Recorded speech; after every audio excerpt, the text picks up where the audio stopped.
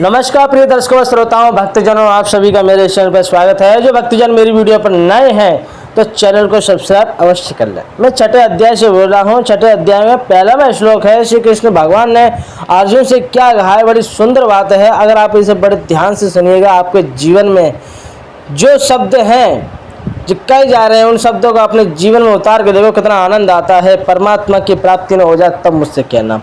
एक एक शब्द गीता का एक एक शब्द ऐसा है कि जिसने अपने जीवन में उतारा उसका पूरा जीवन ही बदल गया। तो चलते हैं वीडियो में, वीडियो के लास्ट तक बने रहिएगा। श्लोक है, अनाश्रितः कर्म फलम कार्य कर्म करोति यम स संन्यासी च योगी क्षण निर्भंग न चक्रिय। सो श्री भगवान बोले अर्जुन से कि जो पुरुष कर्म फल का आश्रय न लेकर करने योग्य कर्म करता है वह सन्यासी तथा योगी है, और केवल अग्नि का त्याग करने वाला सन्यासी नहीं है तथा केवल क्रियाओं का त्याग करने वाला योगी नहीं है। तो यहाँ पर बड़ी सुंदर बात है कि केवल अग्नि का त्याग करने वाला सन्यासी नहीं है, केवल क्रियाओं का त्याग करने वाला योगी नहीं है। और ये जो पुरुष कर्म फल का आश्रय न लेकर, आश्रय क्या है, आश्रय के बारे में समझना है। जो करने योग्य कर्म करता है वह सन्यासी तथा योगी है। तो योगी और सन्यासी कौन है? जो आश्रय न लेकर। अब आश्रय क्या है इसके बारे में समझना है। जो प्रश्न है इन प्रश्नों को मैं आपको करने वाला हूँ। यहाँ कर्म फल के आश्रय का त्याग बतला गया है। आसक्ति के त्याग की कोई बात नहीं इसमें नहीं आई। इसका क्या कारण है तो उत्तर सुनिए आप बड़े ध्यान से। जिस पुरुष की भोगों में और कर्मों में आसक्ति होती है, जिस पुरुष की भोगों में, ये सांसारिक जो जितने भी भोग हैं और कर्मों में आसक्ति होती है।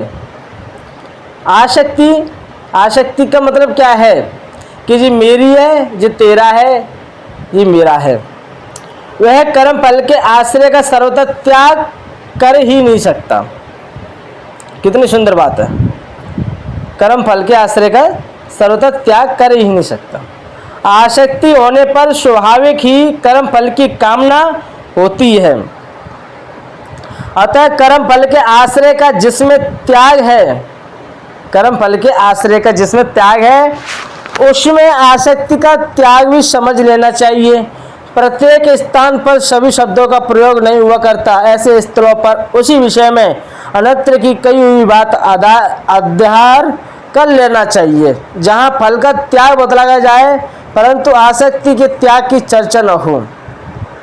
वह आसक्ति का भी त्याग समझ लेना चाहिए। इस प्रकार जहाँ आसक्ति का त्याग कहा जाए वहाँ फल त्याग की बात ना हो, वहाँ फल का त्याग भी समझ लेना चाहिए।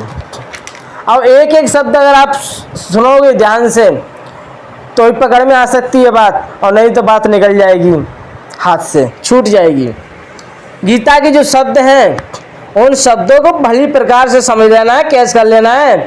जैसे कि जो मैथ में सवाल होते हैं अगर उनको हमने अगर बढ़िया तरीके से कैच कर लिया तो ही हम सवाल को कर सकते हैं, और नहीं तो फिर सवाल निकल जाएगा, आंसर सही नहीं बैठेगा। इसी प्रकार गीता के जो शब्द हैं एक एक शब्द उनको भली प्रकार से समझ लेना है। अगर आपके दिमाग में अगर थोड़ी भी मिस्टेक हुई तो यूँ समझ लो आप समझ नहीं पाओगे और वो शब्द निकल जाएगा। तो अब देखो दूसरा प्रश्न है। दूसरा प्रश्न बड़ा सुंदर है। कर्म फल के आश्रय को त्यागने का क्या भाव है?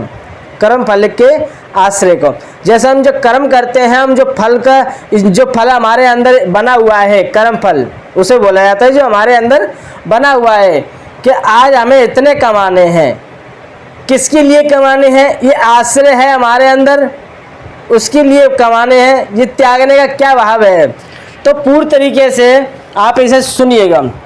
कर्म फल के आश्रय को त्यागने का क्या भाव है? उत्तर है स्त्री, पुत्र, धन, मान, बड़ाई आदि इस लोक के और स्वर्ग आदि और परलोक के जितने भी भोग हैं उन सभी का समावेश कर्म फल में कर लेना चाहिए।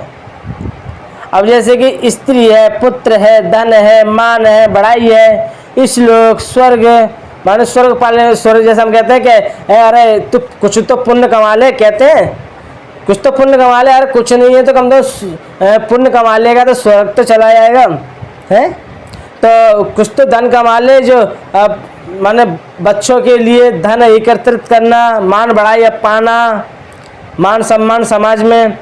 तो ये क्या है कि हम उसके भोग में लगे रहते हैं, कर्म करने में।